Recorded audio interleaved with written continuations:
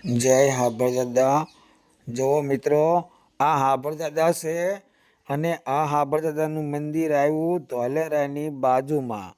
તમારે ગમે એવી બાળકોને ઉધરા હોય અને ન મળતી હોય તો તમારે આ હાબરદાદાએ આવી ફાફડાની માનતા કરવાની અને જે માનતા કરી એટલા ફાફડા લાવવાના.